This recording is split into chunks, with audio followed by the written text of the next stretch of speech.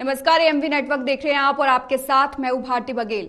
लोकसभा चुनाव 2024 सिर पर है। ऐसे में आचार संहिता लगने से पहले ताबड़तोड़ योजनाओं का शिलान्यास और लोकार्पण किया जा रहा है। इसी कड़ी में मुख्यमंत्री पुष्कर सिंह धामी ने देहरादून सीएम कैंप कार्यालय से 8,275.51 करोड़ रुपए की विभिन्न विकास योजनाओं का वर्चुअली उद्घाटन और शिलान्यास किया। इस दौरान सीएम धामी ने करीब 7,227 करोड़ रुपए की योजनाओं का शिलान्यास और 1,048.15 करोड़ रुपए की योजनाओं का उद्घाटन किया। वहीं सीएम धामी ने कहा कि इन योजनाओं से उत्तराखंड प्रगति के पथ पर तेजी से आगे बढ़ेगा। सरकार का लक्ष्य उत्तराखंड को देश का सर्वश्रेष्ठ राज्य बनाना है। इसके लिए दिन रात काम किया जा रहा है। आज प्रदेश की विकास से जुड़ी 8,275.51 करोड़ की योजनाओं का लोकार्पण और शिलान्यास किया गया है। उन्होंने कहा कि उत्तराखंड में नई कार्य संस्कृति आई है, जिसमें प्रदेश में लोगों का जीवन स्तर जो है वो उठा है। ये विकास कार्य उत्तराखंड को अग्रणी राज्य बनाने में अहम भूमिका अदा करेंगे।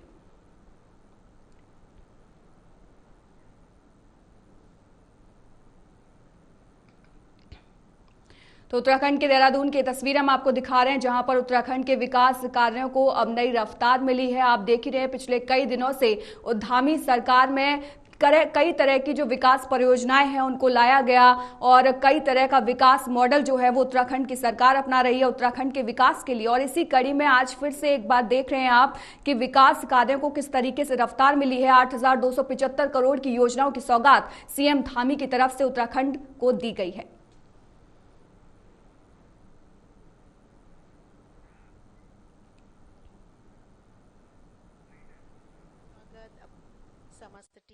भाइयों बहनों, आप सभी जानते हैं कि हमारा लक्ष्य है देवभूमि उत्तराखंड को देश का श्रेष्ठ राज्य बनाना।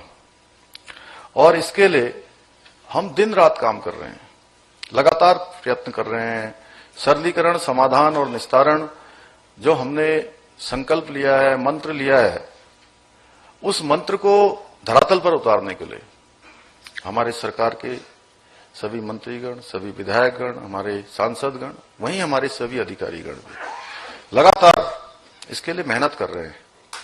एक नई कार्य संस्कृति हमारे प्रदेश के अंदर आए हैं और इसका एक सकारात्मक जो परिणाम है वह भी देखने को मिल रहा है कि प्रदेश में अब लोगों को सुविधाएं मिल रही हैं, लोगों का जीवन स्तर ऊपर उठ रहा है। आज का ये कार्यक्रम भी हमारी जो विकास की नीति है, जो हमारे काम करने की ललक है, परिश्रम करना है, ये इसका एक उदाहरण है जिसमें हम 100-200 करोड़ नहीं बल्कि 8,200 करोड़ से ज्यादा की योजनाओं का आज लोकार्पण और शिलान्यास कर रहे हैं।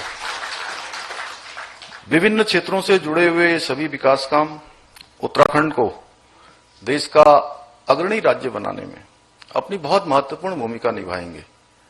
और निश्चित रूप से जो हमारे प्रधानमंत्री जी ने जो सबसे पहले बाबा केदार की भूमि से कहा कि ये दशक उत्तराखंड का दशक होगा, 21वीं सदी का तीसरा दशक, तो उस दिशा में हमारे ये बढ़ते हुए कदम हैं। उनके जो शब्द हैं, उनके मुंह से निकले हुए उस शिव रूपी शब्द, वो वास्तव में आज हमको प्रेरणा भी दे रहे हैं।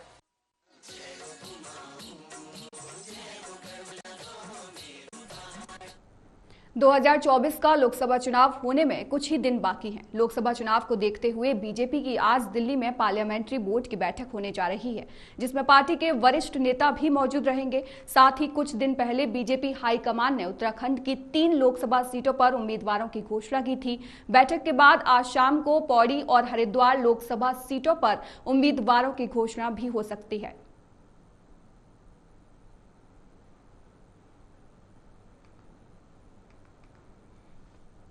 तो उत्तराखंड के देहरादून से खबर हम आपको बता रहे हैं, जहां पर आज पार्लियामेंट्री बोर्ड की बैठक की गई है बीजेपी की तरफ से। और इसमें अंदेशे लगाए जा रहे हैं कि इसमें जो 3 जो मंत्री हैं उनके 3 उम्मीदवार हैं जो हरिद्वार से उत्तराखंड से खड़े होंगे।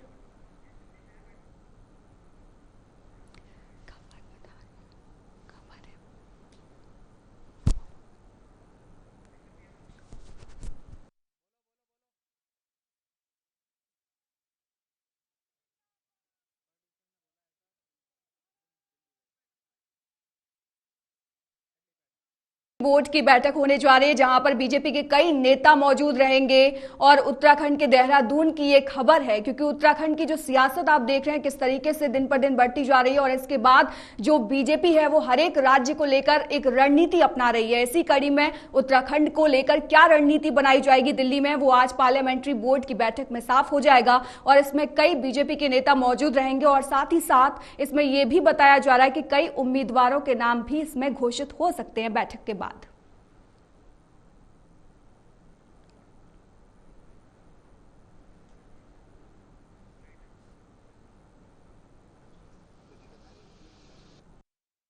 हमारी पौड़ी लोकसभा और हरिद्वार लोकसभा की टिकट अभी घोषित नहीं हुई है। आज केंद्रीय पार्लियामेंट्री बोर्ड की बैठक दिल्ली में प्रस्तावित है और ऐसी संभावना है कि आज दोनों सीटों पर निर्णय हमारा नेतृत्व के द्वारा कर लिया जाएगा। उत्तराखंड सरकार के नियोजन विभाग ने मीडिया डायलॉग पर आधारित एक कार्यशाला का आयोजन किया है। मीडिया को संबोधित करते हुए प्लानिंग विभाग के निदेशक मनोज कुमार पंत ने कहा कि सतत विकास लक्ष्य पूरी दुनिया में चल रहा है। 2016 से ही उत्तराखंड में सतत विकास लक्ष्य पर काम किया जा रहा है। इसमें 2030 तक गरीबी को हटाने के लिए गरीबी उन्मूलन कार्यक्रम चलाया जा रहा है। इसी तरह से कुपोषण को भी खत्म करने का लक्ष्य रखा गया है। उन्होंने कहा कि सभी जगह पानी की उपलब्धता बनी रहे। क्लाइमेट चेंज भी एक बहुत बड़ी चुनौती के रूप में देखा जा रहा है। वहीं इस कार्यशाला में ब्रेस्ट कैंसर होता है उसको महिलाओं से जो संबंधित रोग होता है उस पर काम करने की यहाँ पर रणनीति बनाई जाएगी और साथ ही आपको बता दें कि संस्था और कूड़ा निस्तारण पर काम करने वाली संस्थाओं से जुड़े लोगों ने भी अपनी बातों को यहाँ पर रखा।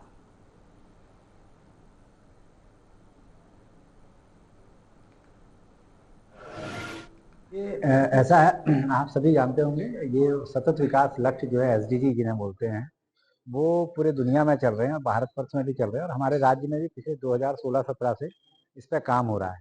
तो इनको बड़े एम्बिशियस ये गोल्स हैं, बहुत ही महत्वाकांक्षी गोल्स हैं जिसमें हमने गरीबी को पूरा गरीबी उन्मूलन करना है, पूरा गरीबी खत्म कर देनी है 2030 तक की और ऐसे ही हमें जो कुपोषण वगैरह है वो खत्म कर देना है और ऐसे ही पानी की उपलब्धता सब जगह हो जानी है, इंफ्रास्ट्रक्चर डेवलपमेंट हो जाना है और क्लाइमेट चेंज पे हमें बात करनी है। तो कई तरीके की बातें इस एसडीजीज के अंदर कही हुई है, 17 एसडीजीज हैं ये। तो ये एसडीजी इतने एम्बिशियस टारगेट केवल सरकार ही इसको पूरा कर सके ऐसा संभव नहीं है। इसी वजह से इसमें डिफरेंट स्टेक होल्डर्स को लाए गए हैं और आज की जब हम बात कहते हैं तो ये मीडिया डायलॉग्स जो रखा गया था, हम ये चाहते थे कि मीडिया का भी इसमें कहीं ना कहीं सहभागिता और प्रतिभागिता रहे जिससे कि एसडीजीज के बारे में ज़्यादा प्रचार प्रसार और ज़्यादा उसकी जानकारी, उसकी क्या प्रोग्रेस हो रही है, क्या बेस्ट प्रैक्टिसेस चल रही है, कहाँ पे कमियां आ रही है, कहाँ पे अच्छाइयाँ हो रही है, इन तमाम चीज़ों की बातें इसमें करने की बात कही गई है। और जहाँ तक आपने महिलाओं का या जेंडर वाली बात जो करी है तो वो भी आपने देखा होगा कि इसमें लगभग 50% आबादी हमारी जो है वो महिलाओं की आबादी है और उसको लेकर के भी एक एसडीजी 5 जो है वो जेंडर इनइक्वलिटी को लेके ही बताया गया है।